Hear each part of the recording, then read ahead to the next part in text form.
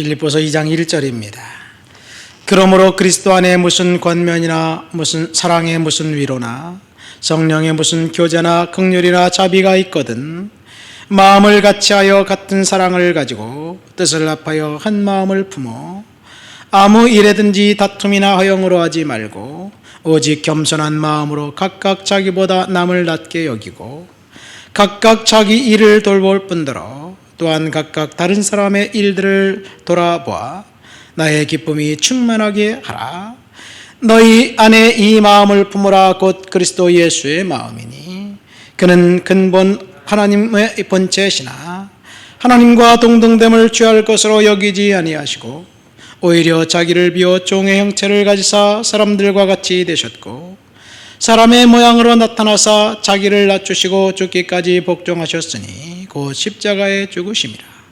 이러므로 하나님이 그를 지극히 높여 모든 이름 위에 뛰어난 이름을 주사 하늘에 있는 자들과 땅에 있는 자들과 땅 아래에 있는 자들로 모든 무릎을 예수의 이름에 꿇게 하시고 모든 입으로 예수 그리스도를 주라 시인하여 하나님 아버지께 영광을 돌리게 하셨느니라. 아멘. 빌립보 교회에 보낸 사도 바울의 편지입니다.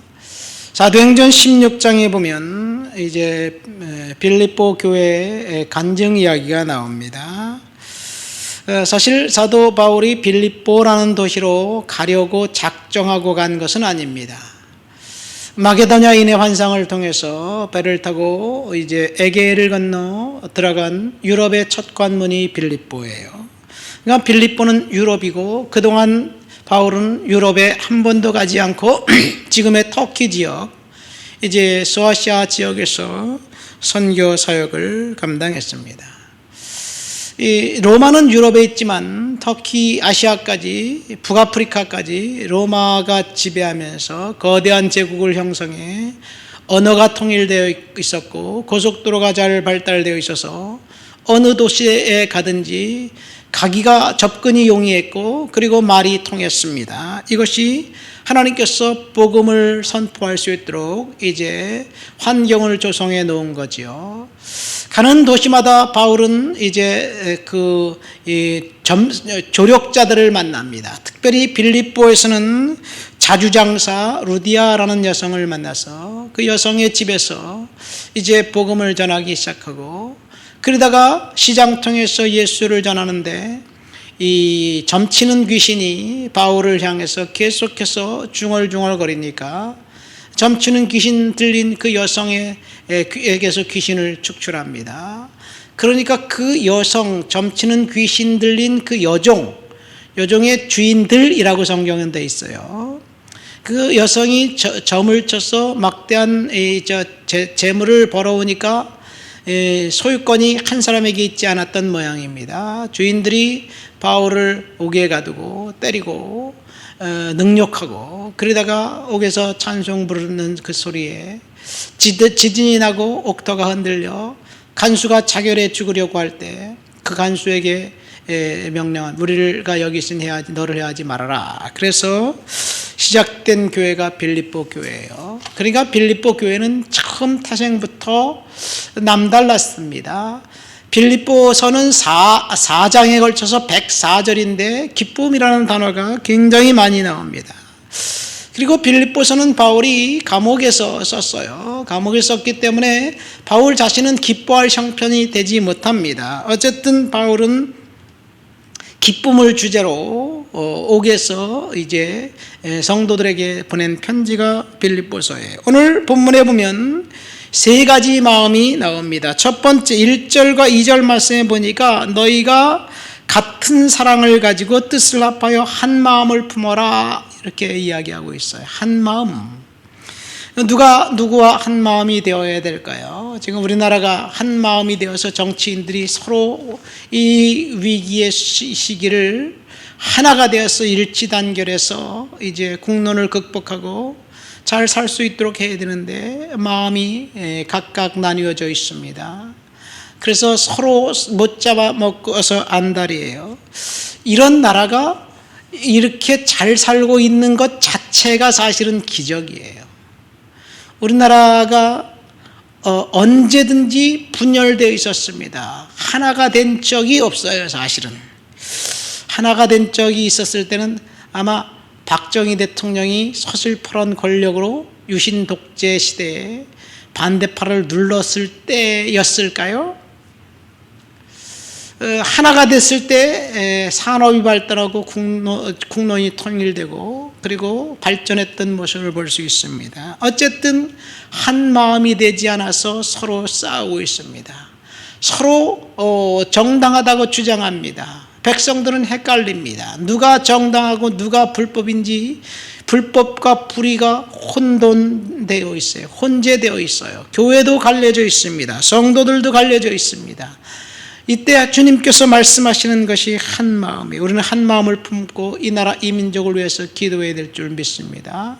사실 기도하는 사람은 한 마음을 갖고 있는 사람이에요. 왜냐하면 기도하면 성령께서 역사하셔서 죄를 밝히 드러나기 때문에 누가 내가 정당하고 저 사람이 불법이다 라고 주장해도 성령께서 죄와 불법을 명확하게 가려주시기 때문에 우리는 기도해야 될 줄 믿습니다. 두 번째 마음은 여기 한 마음을 품으라는 말씀을 하면서 두 번째 마음은 겸손한 마음을 품어라 이렇게 이야기합니다. 겸손한 마음 3절 4절 말씀 보세요. 아무 일이든지 다툼이나 허용으로 하지 말고 겸손한 마음으로 각각 자기보다 남을 낮게 여기고 이 겸손은 남을 낮게 여기는 것이 겸손한 마음입니다. 사실 이 그리스도의 가르침, 교회의 가장 탁월한 가르침은 겸손이에요. 사실 겸손입니다. 가장 위대한 가르침은 사랑이라고 생각하지만 사실 인간이 사랑, 하나님의 사랑, 특별히 아가페의 사랑, 예수님이 십자가를 지는 것처럼 그 십자가를 지는 사랑은 할 수 없어요. 그 아가페 사랑에 비슷한 것이 어머니가 자녀를 위한 사랑, 그것이 아가페와 비슷한 사랑이에요. 그 튀르키예 지진 때 어떤 한 여성이 그냥 앉아서 꾸미고 앉아서 죽은 여성이 시체가 발견됐어요. 좀 모습이 참 이상하다. 기도하는 모습일까? 그런데 그 안에 보니까 아직도 살아있는 아이가 있었다는 그런 기사를 보면서 참 어머니는 대단하구나 그런 생각을 듭니다. 아빠면 그러겠어요? 모르겠어요. 그런 상황이면 아빠도 그럴 수 있을지 모르겠지만 이것이 이 아가페인데 사실 인간이 아가페를 구현할 수 있는 방법은 없습니다. 그러니까 인간과 대인관계 속에서 우리가 할 수 있는 가장 위대한 명령은 겸손이에요. 다른 사람을 나보다 낮게 여기는 것 겸손입니다. 겸손의 반대는 교만이죠. 다른 사람을 위해 군림하는 것이 교만이지요. 사실 주님께서 겸손하라고 명령하셨을 때 우리가 다른 사람을 낮게 여기는 그 명령을 따르고 순종한다면 이 땅은 얼마나 살기 좋은 세상이 될까 한번 생각해 봅니다. 세 번째는 예수의 마음입니다. 여기 보니까 너희 안에 이 마음을 품어라 그리스도 예수의 마음이니 쭉 하면서 뭐라고 이야기하냐면 하나님과 근본 본체가 하나인데 하나님이 인간의 모습을 입고 이 땅에 오셨고 그리고 인간을 위해서 십자가에 죽기까지 복종을 했다 이렇게 얘기합니다. 사실 복종은 권력에 대한 태도 문제입니다. 그리고 순종은 권력에 대한 그 행위 문제입니다. 순종은 직접 행동한 것을 말하고 복종은 권력에 대한 태도예요. 예수님은 하나님에게 완전히 복종했습니다. 그리고 십자가를 지셨습니다. 그런데 여기 궁금한 것이 있어요. 하나님이 인간을 위해 죽었다, 하나님이 인간을 위해 희생했다라는 생각은 사실 고대 근동 그리스 로마 신화라는 책이 있잖아요. 제가 초등학교 4학년 때 그 독서 발표회 자유교황 대회라고 있었어요. 그때 읍내에 나가서 포천 초등학교 가서 학교 대표로 나갔던 적이 있어요. 그때 읽었던 책이 그리스 로마 신화예요. 삼국사기, 삼국유사, 강감찬 장군 이런 책들을 읽었어요. 근데 그리스 로마 신화에 보면요, 신들은 하나같이 잔인합니다. 신들이 사랑한다는 것 얘기가 있긴 있어요. 근데 신들이 인간을 사랑한다는 것이 아니라 신들이 지들끼리 사랑하는 거야. 그래서 신들도 인간처럼 결혼해서 애를 낳는 거야. 뭐 제우스와 주피터가 그 결혼해갖고 애를 낳고 아닌가요? 잘못 알았나요? 그 신들이 난 아이가 주피터인가, 제우스인가요? 어쨌든 남신과 여신이 서로 사랑해서 애를 낳고 그것이 또 신이 되고, 근데 그 신들의 사랑이 에로스예요. 신들의 사랑이 에로스고, 에로는 성적인 사랑입니다. 수탈하는 사랑이에요. 하나님의 사랑은 아가페잖아요. 하나님이 인간이 되었다라는 그 발상 자체는 굉장히 쇼킹하고 파격적인 이야기예요. 인간은 그렇게 생각할 수조차 없어. 인간이 생각하는 신들은 잔인하고 파렴치하고 폭력적입니다. 신들이 인간에게 그 접근 불가의 명령, 아주 두려움을 줘서 두려움에 벌벌 떨게 하면서 복종하게 만드는 것, 그것이 고대 근동의 신들이에요. 고대 근동의 신들뿐만이 아니라 지금도 마찬가지입니다. 지상에 나와 있는 모든 신들은 인간으로 하여금 두려움에 벌벌 떨어서 신들에게 복종을 강요해요. 조종하는 신입니다. 교회에서 여러분들 목사님이 설교를 통해서 하나님, 두려운 하나님, 우리가 그 두려운 하나님은 우리가 죄를 진 것 때문에 두렵지만 그 두려움을 매개로 목사에게 복종을 강요한다면 그것은 하나님의 신적 성품이 아니에요. 어쨌든 하나님이 인간을 사랑해서 십자가에 달려 돌아가셨다는 그 생각은 오직 하나님만이 그런 생각을 하셨고, 오직 하나님만이 인간을 사랑하신 신이라는 것, 그것이 오늘 본문을 통해서 우리가 알 수 있는 얘기이고, 그 마음을 갖고 다른 사람들을 섬기고 복종해라는 것이 오늘 예수의 명령입니다.